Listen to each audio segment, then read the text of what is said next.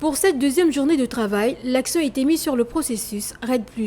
Depuis 2019, le Gabon et ses partenaires préparent le niveau de référence sur les forêts. Donc c'est un repère pour évaluer la performance de la mise en œuvre des activités REDD+. Donc le Gabon a récemment décidé de s'engager dans les processus de REDD+. Et à travers le niveau de référence forestière, le Gabon a été capable de générer des résultats qui seront transformés en crédits carbone, qui seront monitorisés pour apporter une valeur financière au Gabon pour avoir préservé ces beaux forêts. Aujourd'hui, l'objectif, c'est de faire un transfert de compétences et une communication, vulgarisation de le résultat de ce grand travail qui vient d'être publié sur la plateforme REDD+, de la CNUC.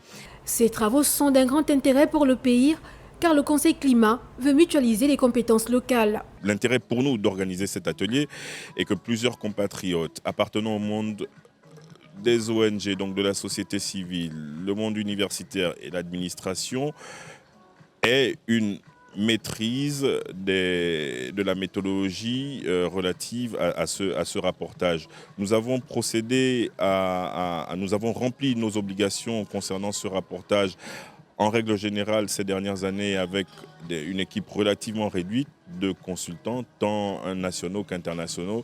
Et aujourd'hui, il est question pour nous de davantage vulgariser cette méthodologie, cette manière de faire, afin que plusieurs acteurs s'impliquent dans ces exercices afin que le pays puisse répondre aisément à ses obligations. À la fin de cette session de 5 jours, les participants doivent aboutir à la mise à jour de tous les rapports soumis à la Convention cadre des Nations Unies sur les changements climatiques entre 2021 et 2022.